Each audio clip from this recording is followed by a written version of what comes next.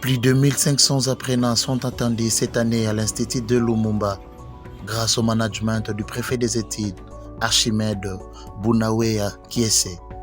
Après la ronde effectuée ensemble avec ces derniers, il a été constaté que toutes les batteries sont en marche afin de recevoir les enfants congolais. C'est lundi 2 septembre 2024.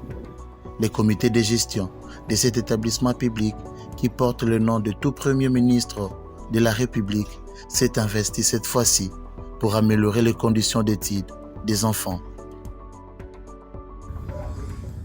En ce qui concerne les dispositions, ce sont des activités de routine. Généralement, on apprête le document pédagogique pour les enseignants et tous les documents sont là. Tout document est utilisé par un enseignant, le cahier de cotation, le journal de classe, le cahier de préparation, tout ce qui est nécessaire pour un enseignant pour qu'il puisse commencer le cours y est. Pour ce qui concerne l'accès, les infrastructures, je pense que vous avez fait une ronde, vous avez eu les images. Toute la cour a été très bien entretenue. Nous avons repeint tous les murs de l'école. Les arbres, n'en parlons pas. On n'a pas laissé une trace nous échapper. Les bancs sont là. Les toilettes ont été réhabilitées. Les images le témoignent. Voilà, tout est prêt. Tout est prêt. Nous serons là déjà le lundi à 7h30. Nous serons en train d'attendre les élèves. Et les cours vont commencer tel que prévu dans le calendrier. J'ai en ce moment ici un effectif de plus de 1000, je dirais 1200 élèves. Nous espérons que tous seront là le lundi.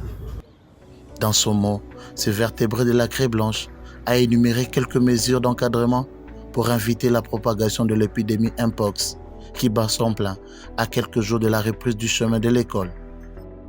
Il s'agit du port de masque, des salutations à distance, des lavages de mains. Oui, on parle de Mpox, monkeypox. Nous avons déjà l'expérience de la Covid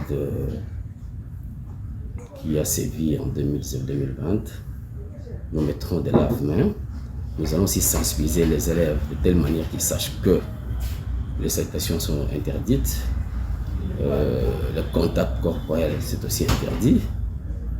Nous leur dirons aussi que ça se transmet aussi par les relations sexuelles. Ce sont des élèves, mais l'information, nous allons leur transmettre. C'est tout ce qu'on fera et nous verrons cela. Chaque jour, nous allons les sensibiliser. C'est un virus.